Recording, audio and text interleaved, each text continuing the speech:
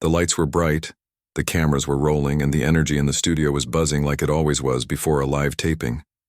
It was just another night for Jimmy Kimmel Live. Or so everyone thought. The audience was seated. The band played a warm-up tune, and the host walked out with his usual confident smile. Applause filled the room as Jimmy took his place behind the desk, ready to entertain millions at home and thousands in the studio. Tonight's lineup was typical. A mix of comedy, music, and celebrity interviews. But there was one guest that had already caught the attention of producers, fans, and critics alike, Congresswoman Jasmine Crockett. She wasn't your average politician. She was bold, direct, and unafraid to say what others wouldn't. Into recent months, she had become a viral sensation not because of scandals or gaffes, but because of how powerfully she spoke about issues like race, inequality, and injustice. Her words weren't always comfortable to hear. They challenged people, especially those who thought America had moved past its troubled history. Some called her divisive. Others called her courageous. Either way, she was impossible to ignore. So when it was announced she'd be on the show, reactions came fast. Fans of late-night TV wondered how she'd fit into the usual lighthearted banter. Would she crack jokes? Would she get roasted like other guests? Or would she use the platform to make a statement? Inside the studio, the crew worked quickly to prepare for her segment. Makeup artists touched up her look. A producer gave her a quick rundown of how the interview would flow, and backstage, the writing team watched carefully. They knew this wouldn't be a standard political appearance. They had seen her speak before, sometimes calm, sometimes fiery, always honest. Jimmy Kimmel, too, had done his homework. He respected politicians who could hold their own on stage, and he had hosted many over the years. From senators to governors, from activists to former presidents, he'd talked to them all. But something about this interview felt different. Not tense, not scary. Just different. Backstage, Crockett remained composed. She wasn't nervous. She had spoken in front of crowds far bigger than this one. She had stood on the floor of the House of Representatives and said things that made powerful people uncomfortable. A late-night talk show was just another stage, maybe even more important because it reached people who didn't watch the news or follow politics closely. When the time came, the announcer called her name. The audience clapped politely, some with curiosity, others with anticipation. She walked onto the stage with confidence, smiling slightly but not overdoing it. She shook Jimmy's hand, took her seat, and the interview began. At first it was light. Jimmy joked about her rising fame, mentioning how clips of her speeches had been shared millions of times online. "You've got fans," he said with a grin, "and you've got people who are very, very scared of you." She laughed, but only a little. "I don't think I'm scary," she replied. "I think I'm just tired of pretending everything's fine when it's not." That line landed quietly but strongly. The audience listened. Jimmy nodded slowly, sensing that this conversation might go deeper than expected.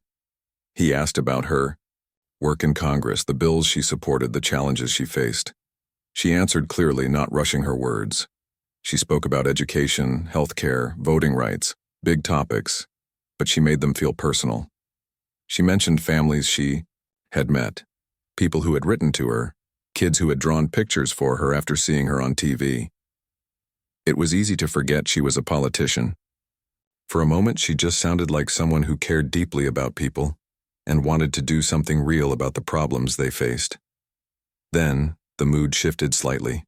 Jimmy brought up a recent speech she had given on the House floor where she had criticized both sides of the aisle for failing to protect certain communities. That speech had gone viral, sparking debates across social media. "I remember watching that," Jimmy said. "You were passionate. You didn't pull punches." "No," she said, leaning forward slightly. "I didn't, because we're talking about lives. We're talking about people being treated unfairly, locked out of opportunities, ignored by systems that should protect them. That's not something you joke about. That's not something you soften." There was a pause. The audience stayed, quiet, listening. Jimmy smiled again, trying to ease back into a lighter tone. "Well, Good thing I invited you on a comedy show then, he said, making the crowd laugh. But Crockett didn't let go of the topic. Comedy has power, she said.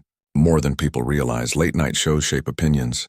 People trust hosts like you more than they trust politicians sometimes. So when you mock something, it can help change minds. But when you ignore it, or worse, make fun of the wrong side, it can hurt. Jimmy blinked, surprised by the seriousness of her response. He leaned back a little, thinking. That's fair, he said. We try to punch up, not down. But sometimes it's hard to know where the line is. Crockett nodded. It's not always easy, but if you're going to use your voice, you have to be ready to take responsibility for how it lands. The room was still. Even the camera crew seemed to move more quietly now, as if aware they were witnessing something unusual. Jimmy looked off to the side, then back at her. That's a heavy thing to ask of a guy who makes jokes about politicians and eats weird food on camera. Crockett smiled, finally showing some warmth. Maybe, but I also believe you care. Otherwise you wouldn't be asking the question. There was a beat of silence. Then Jimmy chuckled. Okay, so should we cut to commercial now? The audience laughed, breaking the tension. The moment passed, but it left a mark. Behind the scenes, the production team exchanged glances. This wasn't the usual fluff interview. Something real had just happened, and no one was sure exactly where the rest of the conversation would go. What started as a routine appearance had turned into something more, something unexpected. And the best part? No one saw it coming. After the first commercial break, the audience settled back into their seats, buzzing with quiet energy. Something had shifted in the room. It wasn't just the usual excitement of being on a late-night show anymore. People were leaning forward, slightly, paying closer attention to every word. Even Jimmy seemed more focused now, less jokey, more thoughtful. When the cameras rolled again, Jimmy leaned toward his guest. All right, he said, clearing his throat. Before we went to break, we were talking about responsibility, about how much power this show, or any show like it, really has. Crockett nodded, her expression steady but calm. Exactly, she replied. People don't always realize how much influence entertainment has. You're not just making people laugh, you're shaping how they see the world. Jimmy tilted his head, intrigued. Okay, so let's say I believe that. What would you want someone like me to do differently?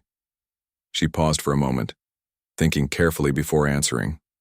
When she spoke, her voice carried a weight that made everyone listen closely. Start by asking yourself who benefits from your jokes. Are you punching up at systems of power? Or are you accidentally kicking down at people who are already struggling? The audience stayed silent, hanging on every word. This wasn't the typical back-and-forth banter they expected from a late-night interview. It felt raw, real, like they were witnessing something important. Jimmy raised an eyebrow. That sounds simple enough, he said. But isn't comedy supposed to be messy sometimes? Like if you overthink it too much, doesn't it lose its edge? Crockett smiled faintly. Messy is fine, edge is fine. But when your messiness ends up reinforcing stereotypes or hurting communities that are already marginalized, then maybe it's worth rethinking. There was another pause. The crowd didn't clap or cheer this time. They weren't sure whether they should. Instead, they sat quietly, absorbing what she was saying. Some nodded along. Others looked unsure, as if trying to process the deeper meaning behind her words. Jimmy scratched his chin, clearly mulling over her point. You know, I've been doing this job for a long time, he admitted. And yeah, I think about these things, but hearing you say it, hearing you frame it this way, makes me wonder if I'm doing enough. Her eyes softened a little. It's not about perfection, she said. Nobody expects you to get everything right all the time, but intention matters, effort matters, and accountability matters. The sincerity in her tone struck a chord. For a moment, it felt less like an interview and more like a conversation between two people, genuinely trying to understand each other. Jimmy glanced at the audience, then back at her. Let me ask you this, he said. What happens when someone screws up? Say, hypothetically, a comedian makes a joke that lands wrong. Do they deserve forgiveness? Or is it too late once the damage is done? Crockett leaned back in her chair, considering the question. I think forgiveness depends on action, she finally answered. Saying sorry is one thing. Actually learning from the mistake and changing behavior is another. Too often people apologize without ever addressing the root problem. A few people in the audience murmured in agreement. Jimmy nodded slowly, looking reflective. That's fair, he said. It's easy to say sorry and move on, harder to actually grow from it. Exactly, Crockett replied. And growth takes work. It means listening to criticism, even when it's uncomfortable. It means having tough conversations instead of brushing them off. For a second, neither of them spoke. The silence stretched just long enough to feel meaningful. Then Jimmy broke it with a small laugh. Man, I invited you here thinking we'd have some fun, he joked. Instead, I feel like I'm getting schooled. The audience laughed nervously, unsure whether to take his comment lightly or seriously. Crockett chuckled too, but only briefly. Hey, school can be fun, she said, as long as you're willing to learn. Jimmy grinned, shaking his head. All right, point taken. He paused, then added, but let's lighten it up a bit. Tell me something funny that's happened to you recently, something non-political. She thought, for a moment, then smiled. Well, there was this one time. She launched into a light-hearted story about accidentally walking into the wrong meeting room at Capitol Hill. Everyone inside turned out to be lobbyists, discussing policies she strongly opposed. Instead of leaving, she decided to stay and listen, pretending she belonged there until someone finally called her out. The audience erupted in laughter. Even Jimmy couldn't help but chuckle. Wow, he said. You really committed to the bit. Hey, free intel, she quipped, shrugging playfully. The mood shifted slightly after that. The tension eased and the conversation became more relaxed. Jimmy asked about her hobbies, her favorite TV shows, and whether she ever watched late night. Herself, she admitted she did occasionally, though she joked that most hosts avoided inviting politicians like her because they feared controversy. Maybe we should change that, Jimmy said with a smirk. Imagine if every episode had someone like you dropping truth bombs. Crockett laughed. I don't know if America's ready for that. Well, maybe not yet, he shot back, but give it time. They kept chatting, moving seamlessly, between humor and heavier topics. Each time they circled back to serious issues, the tone remained respectful but impactful. By the end of the segment, it was clear that this wasn't just another celebrity appearance. Something significant had happened here. As the crew prepared to cut to the next commercial, Jimmy turned to Crockett. Thank you, he said sincerely. This has been different, but in a good way. She smiled warmly. Thanks for having me, and thanks for letting me speak honestly. The audience clapped louder than before, sensing that they had witnessed something special. Backstage, the production team exchanged glances, realizing the clip might go viral. Little did they know, it would spark conversations far beyond the studio walls. The interview was supposed to end after the next commercial break. The producers had already signaled Jimmy with a subtle hand gesture, the universal sign for wrap it up. But something about this conversation felt unfinished. Even Jimmy could sense it. He glanced at his guest, then back at the audience, weighing whether to stick to the planned script or let the moment breathe. When the cameras came back on, Jimmy leaned forward again, resting his elbows on the desk. All right, he said, half joking but still serious. Before we go, I have one more question, and maybe this is the big one. Crockett raised an eyebrow, intrigued. Okay, she said. Hit me. Jimmy hesitated for just a second before diving in. You've talked a lot tonight about responsibility, about how shows like mine can either help or hurt. But let me ask you this. Do you think late-night comedy has a bigger role to play? Like, should we be doing more than just making people laugh? The room fell quiet. This wasn't a softball question anymore. It was a challenge, not just to Crockett, but to himself and everyone watching. She didn't answer right away. Instead, she took a deep breath, her eyes scanning the audience as if searching for the right words. When she spoke, her voice carried a mix of conviction and calmness. I think entertainment has always been more than just fun, she began. It shapes culture. It influences how people see themselves and others. So yeah, I think shows like yours have a responsibility to do more than just entertain. Jimmy nodded slowly, encouraging her to continue. But here's the thing, she added. It's not just about what you say. It's about who you give a platform to. Who gets invited to sit in that chair? Whose stories get told? Those choices matter. The audience shifted slightly in their seats, leaning forward again. They weren't just listening anymore. They were thinking. Some nodded along, while others exchanged glances, silently agreeing, or debating among themselves. Jimmy tilted his head, considering her point. So what you're saying is, it's not just about the jokes, it's about who's allowed to speak. Exactly, she replied. Think about it. If all you ever do is invite celebrities and politicians who look and think the same way, you're sending a message. You're telling the world that those are the only voices worth hearing. And that's dangerous. Her words hung in the air, sharp and undeniable. For a moment, no one moved, not even Jimmy. He sat there staring at her, clearly processing what she had just said. Finally, he broke the silence. That's heavy, he admitted. And honestly, it makes me rethink some things. Good, she said firmly. Because rethinking is where change starts. The audience erupted into applause, louder this time, more passionate. People clapped not because they were entertained, but because they felt seen. They felt heard. Whatever discomfort lingered in the room was outweighed by the power of her message. But then, without warning, she went further. Her tone shifted slightly, becoming sharper, more pointed. And let me tell you something else, she said, leaning forward now. Late-night shows love to joke about racism, sexism, homophobia, all the bad stuff in the world. But too often those jokes don't actually confront the harm. They normalize it instead. Jimmy blinked, caught off guard. What do you mean? He asked, his voice quieter now.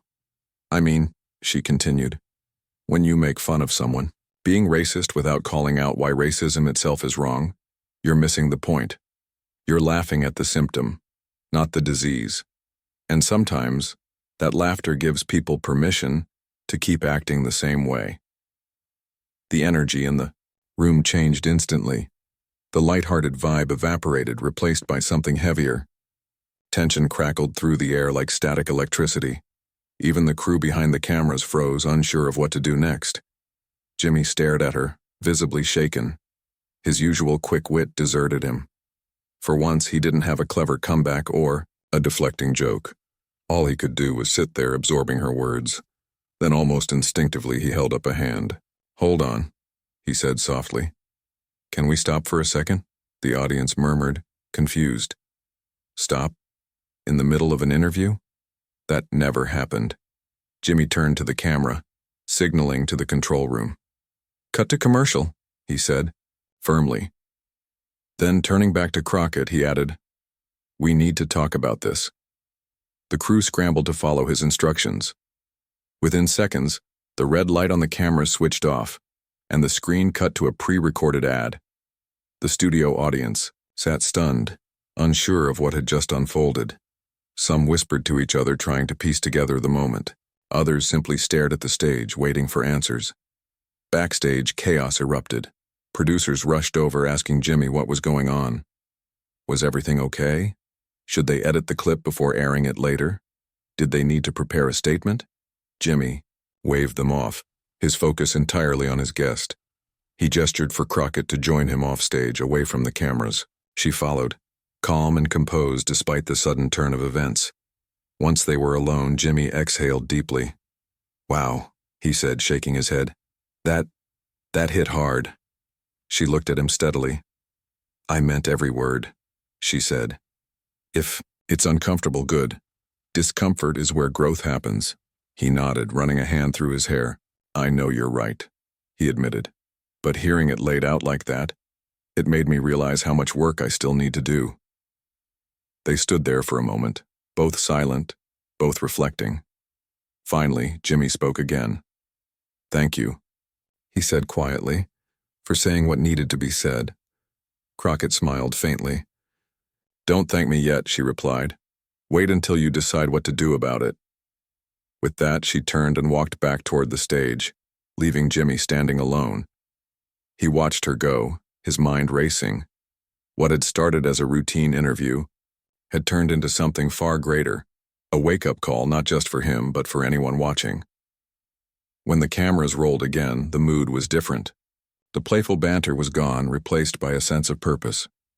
Jimmy returned to his seat, looking directly into the lens. Folks, he said, addressing the audience, something just happened here that I wasn't expecting, and I think it's important we talk about it. The audience leaned in closer, hanging on every word. Whatever came next, they knew it wouldn't be ordinary. When Jimmy sat back down after that unexpected pause, the energy in the room had shifted completely. The playful vibe was gone, replaced by something heavier, but undeniably powerful. He looked at the audience, then directly into the camera, his expression serious yet thoughtful. All right, he said, taking a deep breath. Let's talk about what just happened here. The audience leaned forward, their curiosity piqued. This wasn't scripted. It wasn't rehearsed. Whatever was coming next would be raw and real. For those of you who missed it, Jimmy continued, we hit a moment during this interview where I realized something important, something uncomfortable, but necessary to acknowledge. He glanced at Crockett, who sat calmly beside him, her hands resting on her lap. She didn't interrupt or try to take over. She simply waited, letting him find his own words. I've been doing this job for years, Jimmy admitted. I've joked about politicians, celebrities, social issues, everything under the sun. And sure, sometimes I punch up. Sometimes I call out people in power. But tonight I got called out myself, and it made me stop and think. The audience stayed silent, hanging on every word. They weren't used to seeing Jimmy Kimmel like this, vulnerable, reflective, almost unsure of himself. It was refreshing, even if it felt a little strange. Crockett finally spoke, her voice steady and calm. Look, she said, addressing both Jimmy and the audience. This isn't about blame. It's not about pointing fingers or making anyone feel guilty. It's about recognizing patterns, about asking ourselves if we're part of the problem or part of the solution. Jimmy nodded slowly. That's exactly it, he agreed. Because when someone points out blind spots, the first instinct is to get defensive. To say, hey, I'm one of the good guys. But maybe being one of the good guys isn't enough. A few people in the audience murmured in agreement. Others nodded silently, processing the weight of what they were hearing. So what do? Jimmy asked, turning to Crockett again. If you realize you've been contributing to something bigger than yourself, something harmful, how do you fix it? She thought for a moment before answering. You start by listening, she said. Really listening, not just to people who agree with you, but to those who challenge you. Then you act.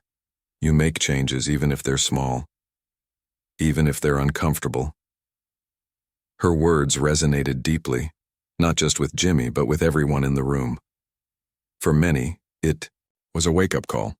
A reminder that no one is above self-reflection or accountability. Jimmy leaned back in his chair, visibly moved. I'll tell you this, he said. Tonight has been eye-opening, and I don't mean that lightly. I mean it in a way that makes me want to rethink some things about how I approach this show. The audience erupted into applause, louder and more heartfelt than before. People clapped because they respected honesty. They clapped because they saw vulnerability in a man who usually kept things light and funny. Most importantly, they clapped because they believed change was possible. But behind the scenes, the control room buzzed with tension. Producers huddled together, debating whether the unscripted moment should air as planned or be edited out entirely. Some argued that it was too intense, too serious for late-night TV. Others insisted it was exactly the kind of content viewers needed. Raw, impactful, and real. One producer stepped forward, speaking firmly. We can't cut it, she said. This is what people will remember. This is what matters. Another chimed in, nodding. Yeah, but are we ready for the fallout? Social media will explode. Critics will have a field day. The head producer sighed, weighing the options. Finally, he made a decision. Leave it in, he said. If we edit it out, we're missing the point of why we're here. Let's trust the audience to handle it. Back on stage, Jimmy wrapped up the segment with a final reflection. Listen, he said, looking directly at Crockett. You came here tonight expecting an interview, and instead, you gave me, and everyone watching, a lesson. Thank you for that. She smiled warmly, nodding. Thank you for listening, she replied. That's step one. As the cameras cut to commercial once more, the studio audience erupted into applause again. People stood up, cheering and whistling, clearly moved by what they had witnessed. It wasn't just entertainment anymore. It was connection. It was growth. It was humanity.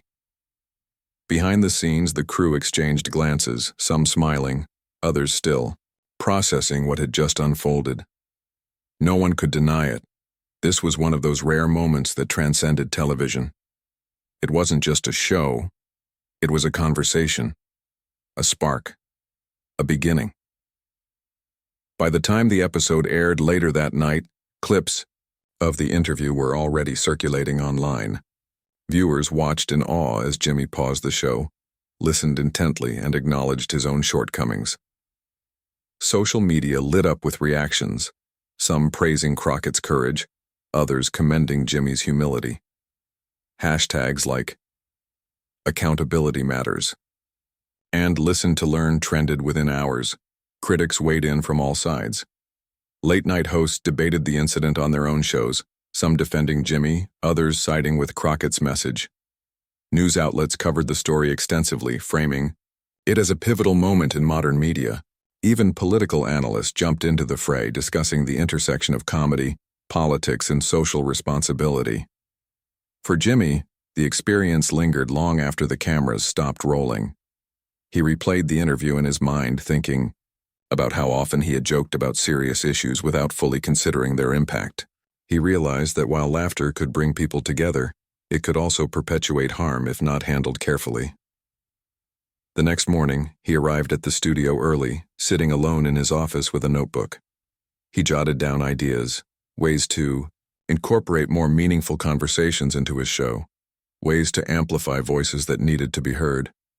He knew it wouldn't happen overnight, but he was determined to try. Meanwhile, Crockett returned to her work in Congress, fielding calls and messages from supporters who praised her boldness. She hadn't expected the interview to go viral, but she wasn't surprised either. She had always believed in the power of honest dialogue, even in unexpected places. As the days passed, the ripple effects of that single moment grew larger. Other comedians began questioning their own roles in shaping public opinion. Writers' rooms started including discussions about representation and sensitivity. Audiences demanded more accountability from the shows they loved. And through it all, one truth remained clear. Change begins with a single voice brave enough to speak up and ears willing to listen. The days following that unforgettable interview felt like a whirlwind. Social media was ablaze with reactions, opinions, and debates. Clips of Crockett's powerful statements kept circulating online, each one sparking new conversations. People couldn't stop talking about it. Whether they agreed or disagreed, everyone had something to say. Jimmy Kimmel's team worked overtime to manage the growing buzz. Calls poured in from news outlets wanting interviews. Talk shows invited him to discuss what had happened. Even late-night hosts who usually joked about their competition found themselves commenting on the moment during their own broadcasts. Some praised Jimmy for his willingness to pause and reflect. Others teased him lightly, saying he might have accidentally turned his comedy show into a TED Talk. But amidst all the noise, Jimmy stayed focused. He knew this wasn't just about him anymore. It was about the bigger picture, the role of entertainment in shaping culture, and the responsibility that came with having such a massive platform. Every morning he arrived at the studio early, coffee in hand, ready to dig deeper into how he could make meaningful changes. One day, as he sat in his office going over notes, his head writer knocked on the door. "Hey, boss," she said, stepping inside. Got a minute? Always, Jimmy replied, gesturing for her to sit down. What's up? She hesitated for a second, then spoke. So, I've been thinking about what happened with Congresswoman Crockett, and honestly, it got me thinking about our show, about how we can do better. Jimmy nodded, leaning forward. Go on. Well, she continued, we joke about serious stuff all the time. But maybe we need to rethink how we approach those jokes. Like, are we punching up? Are we calling out harm instead of normalizing it?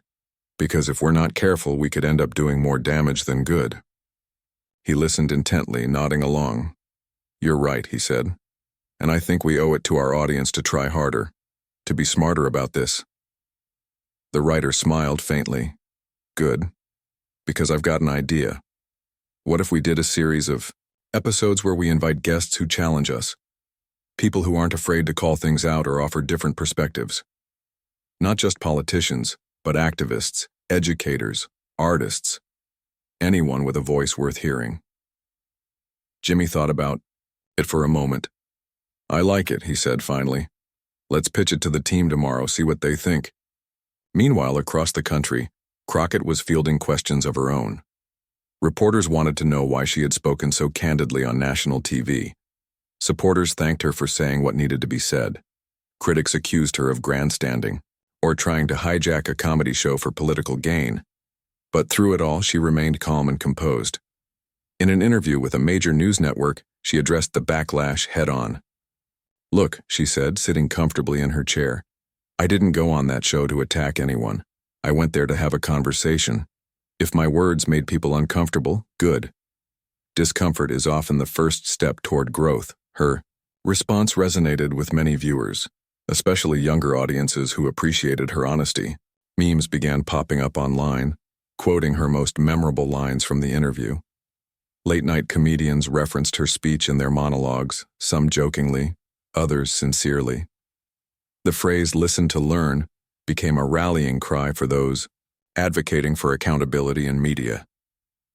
Back at the Jimmy Kimmel live studio, the team decided to lean into the momentum.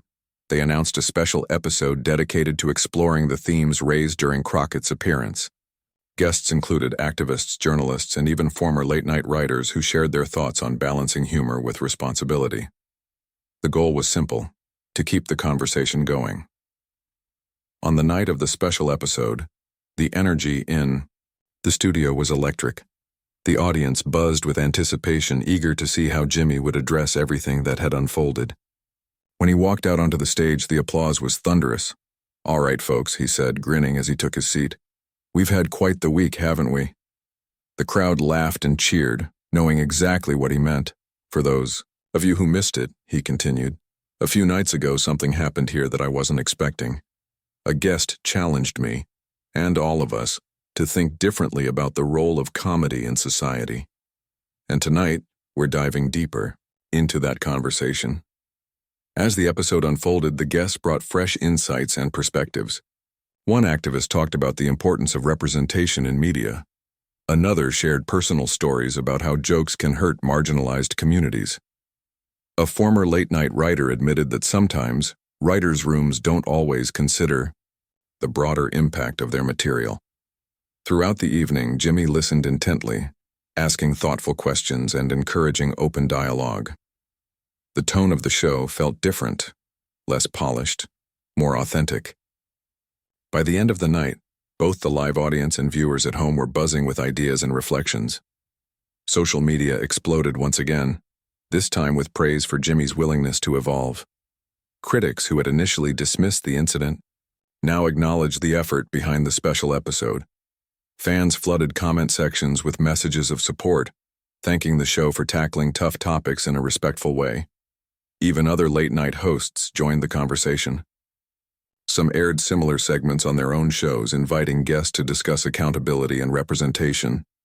Others joked about the trend, poking fun at Jimmy's newfound seriousness. But beneath the humor, there was a sense that something significant was happening. Late-night television, long seen as a space for escapism, was beginning to embrace its potential as a platform for change. Behind the scenes, Jimmy reflected on the journey. He realized that while the initial interview had been uncomfortable, it had also been transformative. It reminded him of why he loved hosting in the first place, connecting with people, sparking conversations, and creating moments that mattered.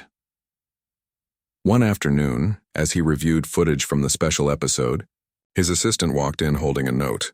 "This just came in," she said, handing it to him. It was a handwritten letter from Crockett. She thanked him for continuing the conversation and expressed hope that the ripple effects would inspire lasting change. At the bottom, she wrote, "Keep listening, keep learning. That's how we move forward." Jimmy folded the letter carefully and placed it in his desk drawer. For the first time in a long while, he felt proud of the work he was doing. Not because it was easy, but because it was necessary. As the weeks passed, the impact of that single interview continued to grow. Audiences demanded more thoughtful content from their favorite shows. Writers' rooms adapted, incorporating diverse voices and perspectives. Even advertisers took notice, supporting programs that prioritized authenticity over cheap laughs. And through it all, one thing became clear. Conversations, when handled with care and respect, have the power to spark real change. Weeks had passed since that unforgettable interview, but its ripple effects continued to spread. The conversation sparked by Crockett's words didn't fade away. Instead, it grew louder, more meaningful, and impossible to ignore. Late-night television, once seen as a space purely for laughs and lighthearted banter, was now being held accountable in ways no one could have predicted. Jimmy Kimmel found himself at the center of it all. Not because he wanted the spotlight, but because he had chosen not to shy away from the moment. His decision to pause the show, listen deeply, and reflect openly resonated with people across the country. It wasn't just about him or his program anymore. It was about something bigger, something universal. One evening, during a quiet moment before taping another episode, Jimmy sat alone in his dressing room. He scrolled through social media on his phone, reading comments from viewers who had been moved by what had happened. Some thanked him for using his platform responsibly. Others admitted they'd never thought much about accountability in comedy until that night. A few critics remained vocal, accusing him of performative activism, but even those voices felt like part of the process. A reminder that change rarely comes without pushback. As he scrolled, a notification popped up. An email from the production team. They were finalizing plans for a follow-up segment featuring Congresswoman Crockett. She had agreed to return to the show, not to rehash the past, but to discuss how far things had come since their initial conversation. Jimmy smiled faintly. To himself. He hadn't expected her to say yes. After everything that had unfolded, inviting her back felt like closing a chapter while opening a new one. He set his phone down and leaned back in his chair, thinking about how much had shifted, not just in his own mindset but in the world around him. The night of the follow-up episode arrived, and the energy in the studio was electric. The audience buzzed with anticipation, knowing this wouldn't be a typical late-night appearance. When Crockett walked out onto the stage, the applause was thunderous. People stood and cheered, not just for her, but for what she represented, a catalyst for change. She shook Jimmy's hand warmly before taking her seat. "Good to see you again," she said with a small smile. "You too," Jimmy replied, his tone genuine. "And honestly, I'm glad you're here. There's so much we didn't get to talk about last time." Crockett nodded. "Well, let's dive in." The conversation began where the last one had left off, with responsibility. But this time, the tone was less confrontational and more collaborative. Jimmy opened up about the steps he and his team had taken to rethink their approach to storytelling and humor. He shared anecdotes about challenging writers to consider the impact of their jokes and seeking input from diverse voices both on and off screen. "I won't lie, it hasn't been easy," he admitted. "There are still moments when I wonder if we're getting it right, but I think that's okay. Growth isn't supposed to be comfortable."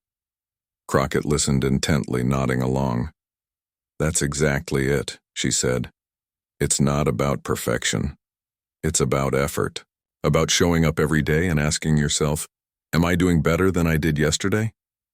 The audience clapped softly, clearly moved by the sincerity of the exchange. This wasn't entertainment in the traditional sense. It was connection, authenticity, humanity. As the interview progressed, Jimmy asked Crockett about her perspective on the broader cultural shift that had followed their first meeting. Do you think anything has really changed? He asked. Or is it just noise? She thought for a moment before answering. I think it's a little bit of both, she said. There's always going to be noise, people jumping on trends without fully understanding them. But there's also real progress happening. Shows like yours are starting conversations that might not have happened otherwise, and that matters. Her words hung in the air, simple yet profound. For many in the audience, they served as a reminder that change doesn't happen overnight, but it does happen when people commit to doing the work. Jimmy leaned forward, his expression thoughtful. So, what's next? For you? For me? For everyone? Watching? Crockett smiled, a warm, hopeful smile. For me, it's about continuing to speak truth to power. For you, maybe it's about staying curious and open to learning. And for everyone else, she paused, looking directly into the camera. It's about listening, really listening. Not just to agree or disagree, but to understand. The audience erupted into applause, standing once again as the cameras cut to commercial. Backstage, the crew exchanged glances, some smiling, others wiping away tears. No one could deny the weight of what had just transpired. After the show wrapped, Jimmy invited Crockett to join him for coffee in his office. They sat together, sipping quietly for a few minutes before Jimmy broke the silence. Thank you, he said simply, for coming back, for trusting us enough to keep the conversation going. She looked at him, her expression soft but steady. Thank you, she replied, for proving that growth is possible, that even someone in your position can step back, reflect, and make changes. He chuckled lightly, shaking his head. Honestly, I wasn't sure I'd pull it off. There were days when I wondered if I was doing enough, or if I was doing it wrong. That's normal, she said. Doubt is part of the process. What matters is that you kept going. They talked for a while longer, sharing stories and reflections. By the time Crockett left, Jimmy felt a renewed sense of purpose. This journey wasn't over. It would never truly end. But he knew one thing for certain. He was moving in the right direction. In the weeks that followed, the impact of their collaboration continued to grow. Other late-night hosts announced initiatives aimed at amplifying underrepresented voices. Comedians began incorporating more thoughtful commentary into their routines. Even advertisers started supporting programs that prioritized authenticity over cheap laughs. Audiences responded enthusiastically, tuning in not just for entertainment, but for education. Conversations that had begun on late-night stages spilled over into classrooms, workplaces, and living rooms across the country. People weren't just laughing, they were learning, growing, changing. And somewhere in the midst of it all, Jimmy Kimmel realized something important. Sometimes the most powerful moments aren't the ones that make people laugh. Sometimes the most powerful moments are the ones that make people think. Months later, as he prepared for another season of his show, Jimmy reflected on everything that had happened. He thought about the risks he'd taken, the lessons he'd learned, and the connections he'd made along the way. Most of all, he thought about the woman whose courage had inspired it all. She was right, he murmured to himself, smiling, faintly. Listening really is step one, and with that he stepped back onto the stage, ready to continue the journey, one honest conversation at a time.